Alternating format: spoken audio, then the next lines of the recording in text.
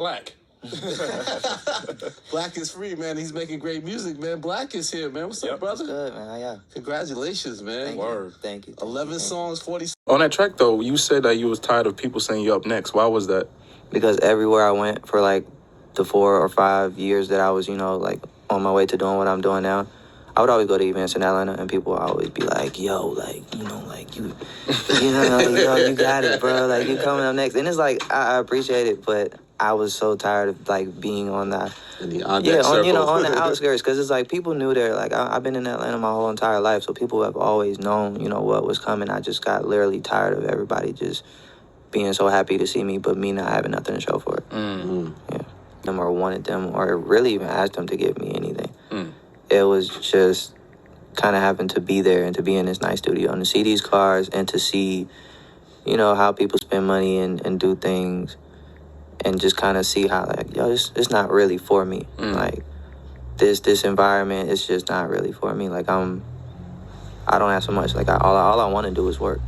All I've ever said is, let me pay the bills. Like, let me bring something new to this. Let me earn. Yeah, like, like that's all I wanted to do. And they just really couldn't understand how. So, after a couple of years of that, it was like, I guess the beginning of me being like, all right, I got to get serious and actually let them know that I'm done. And so you moved back to Atlanta? Or what? Yeah, I went to Atlanta. I laid low, kind of chilled on social media, just made it, look like I'm done. I'm chill. Might even go back to school. Just making it, just like I'm gonna chill for Get off the radar. Yeah, like I'm off the radar. I ain't hot. I'm not doing nothing. No shows.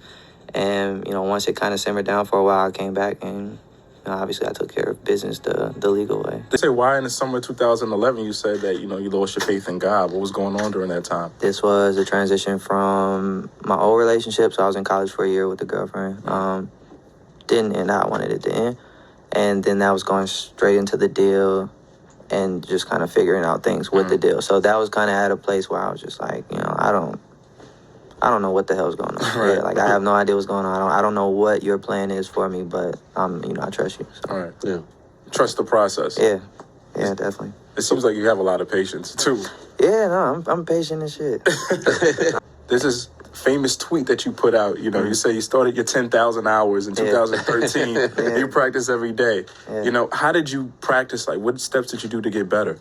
And I think when people look at that tweet, they kind of see somebody just like vigorously writing every single day. But I feel like my practice was obviously me writing, me recording, me rehearsing, me listening to my favorite people, me just kind of studying the game, studying social media. Like I was around for a lot of the stuff that's happened in the last 4 or 5 years on the internet. So I got to see people come and go. Like I learned a lot, just from watching. So in that, though that little gap of, 3 years? Yeah. It was just a lot of stuff I got to like process and practice and take in, and to the point where when we did drop the first 2 songs, it wasn't, it didn't fall on deaf ears. Yeah. What was the biggest takeaway you think, a common thing you picked up on from observing so much that you applied to what you're doing? It sounds kind of simple, but just like being a good person. Like I learned the most in regards to my music when it comes to just working on myself. Like just being a good person. Knowing when to say the right thing, knowing when not to say anything at all, even if you want to say something, like just being a good person and kind of feeling things out instead of jumping the gun or just being super boastful all the time. Right. Like, I just like to chill. Just saying, like, you put some clips up, you was like, yo, if they think this is overnight, there's like a couple thousand people to tell you that that's not true. Nah, because it's like, and like with the internet, like, because I see everything. Like, I'm super internet savvy. I see everything, regardless of, how many people feel like, musicians shouldn't be on social media a lot or whatever. Like, I'm cool because at the end of the day, like, you got a meme cable? No, not even that. Not even that. It's just like I see everything on the internet, and the only thing that like kind of makes me a little bit annoyed is when people say like the whole industry plan.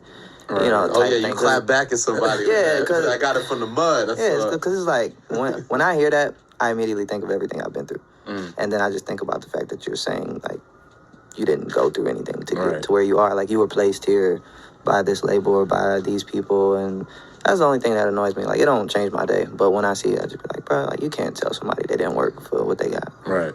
But that's the internet, so. How was that transition been, though? Like, I guess going from anonymity to, celebrity?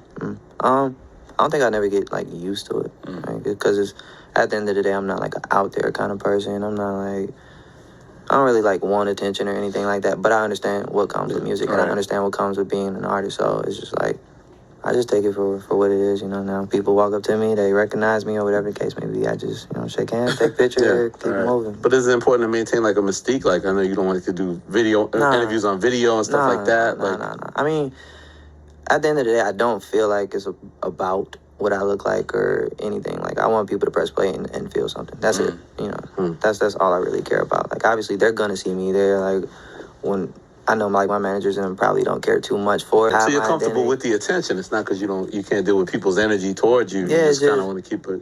Yeah, it's just, I don't know. I want to keep that direct line, but it's just like trying to find a balance between keeping that direct line and also, like I said, not being out there kind of person. Like, I love my space. I love, kind of being to myself for the most part. So, but I don't want people to see me and be like, yo, he was an asshole. Like, or he didn't speak, or he walked right by me, or his manager pushed me out the way. Like, But do you think it's sometimes too much imaging that takes away from the music in terms of artists? Yeah, and that's why, like I say, with our whole whatever, you want to call it as far as our creative take on everything, like, we didn't have to strategize or calculate anything. Like, I was just myself. Like, I wear black 24/7. My pictures have been black and white since MySpace. Like, it's like I've just been myself, and it was no, like, calculated strategy that went into that. It was just me being me. So even with the success that's happening, you said one time selling 1 million records is fun, but impacting 1 million lives is the goal. Is that still the objective?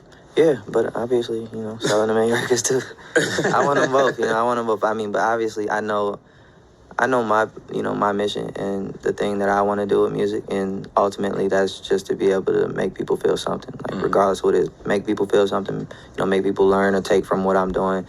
And also, like I said, I'm a fan, and I'm engaged with, pop culture, so I want to have a hit, like, I want to be in the conversation of, like, him versus him, or, like, I'm cool with that, like, because at the end of the day, that's what I was doing back with battle rap. Like, I'm here to compete and, to be potentially the best, because I want to be the best. Like, I'm not here to be for a season or, for, like a couple of months or, nothing like that. Like, I want to learn this, I want to perfect it, and I just want to be great at it, so. I mean, and I, like, that kind of goes back to just me being who I am as a person. Like, I've never been, like, and obviously everybody has their own methods, but I kind of pride myself in saying that I've never been like, yo, can I get a collab, or yo, like, because to me, when I see it, when I read it, it feels kind of weird, because at the end of the day, people work with people who they mess with. Like, you don't really have to be like, how much for a feature. Like, anytime somebody say how much for a feature, I just be like, bro, like, come on. Because I've never, like, it's priceless. Yeah, like, even before, like, when I was a starving artist, I didn't charge anybody for a feature. I could have charged people, every day, but I would just be like, get that Venmo popping. Yeah, it's just like, I could have done that, but it kind of, like, it waters stuff down, and it takes away from the quality of things. Like, you work with people who you work great with, and that's just all there is to it. Right. So why was it this time around signing with Interscope? Considering the bad deal that you had previously, why did this situation feel right? Just for the simple fact that, they let me, we let them know that, like, we got this, like, we've already done this. You see the numbers on SoundCloud. You feel that pays a lot of money. Let me just do that. And I was there, and that shit was so boring. So boring. Yeah. At what point did you just say, fuck this, I'm going to Florida and... When I didn't feel like going to class, but I would wake up early and walk across campus to a music room and, like, record with, like, the shitty piano and, like, my own MacBook and, like, my own little mic setup. So I wouldn't want to do college-related stuff. Like, I didn't go to any parties or anything like that. So I didn't do college-related stuff, but I would, like, troop it all the way across campus just to record, a song. So at that point, I was just like, all right, I'm not supposed to be here. So what were their thoughts when you told them that, I'm dropping out, I'm done? I actually, when I text my mom, because I didn't call her, I texted her. And obviously, I let her know, like, I ain't going back. She called me immediately. I didn't answer. I gave her, like, a week. I honestly gave her a week. I gave her, like, a week. Does that a lot. Yeah. I told her what it was. I gave her a week to, like, chill, be angry, call me back to back. And then I called her a week later, like, you good now? Like, can we actually talk? Chill, be angry. Yeah, no, because my whole thing with her is just, like, I'm not doing it because, I think it's going to work. I'm doing it because I know it's going to work, and you just got to trust me. And with parents, it's a lot different. They want to see, like, proof of everything. They can't really go off of... Yeah, they can't go off of, like, I feel that this is going to happen. So, I was just like, yo, I'm not doing it because I think it's gonna happen. Like I know what's ahead. I just gotta make sure I do the work. But even during that struggle, you talk about even being homeless at one point. You didn't like reach back home to, helping hand or anything like that. No, man. I've gotten rid of it since, but my pride was like a super big thing at the time. So even when I did step out and I didn't have anything, like I just couldn't go back to the crib. And that's why I say like I got tired of people saying I was next up, because then I would go back home and people would kind of have this visual of you that's just like, yo, like he's in Miami, he's working, like he's making it, blah blah blah. And I couldn't like order an appetizer if I wanted. I couldn't like I was going places and I felt the just my pride being hurt. So I was just like, yo, I gotta figure it out. Just continuing your passion, because 5 to 6 years to be patient for something to pop, it's kind of a long time. Yeah, it is. But the reward, what you get from it is it's always better. Like, right. I'll go through whatever I got to go through to get where I know I'm supposed to be. Like, this isn't, like I said, it isn't something I thought was going to work out. Like, I go to sleep and wake up knowing that certain things are written for me. It's just a matter of going to get them or making sure I'm doing everything that I have to do in the process to get there. So it's just like, regardless of how long it takes, regardless of if you have a hot couple of years and then you hit like a slow strider, like whatever the case may be, like I'm willing to take whatever comes with this and just make the best out of it. How do you feel now? Like obviously you have the hot hand, right? Like you talk about longevity and one, now like are you cautious about what your next steps are going to be? Have you planned it out? Like how far ahead are you thinking in terms of? Nah, I don't feel cautious because I know at this point like people are reacting to what they love and I don't have to do anything different. Like I just have to be consistent and I have to make sure the product is good. Like that's it. So I'm just gonna continue to be who I am, say what I gotta say, and when it's time to step back and be like, all right, how can I take this to, another level? How can I do this differently or change this or do that? Then it'll be time for that. But right now it's just like, if it ain't broke, don't fix it. Have you had one of those, even though it's early, one of those validation moments yet? Yeah, but always like to myself. But money really didn't change my mindset at all. I feel like I haven't made it nowhere yet, personally.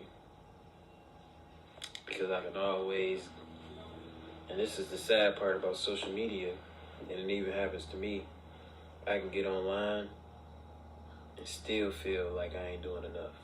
Because I see somebody else doing 100 times better than me. So it makes you want to go harder. Make you want to go harder, but it also makes you feel sad sometimes because it's like, damn, how much longer I gotta work to feel satisfaction? How much more money I gotta make to be satisfied? And then you realize this is an unlimited cup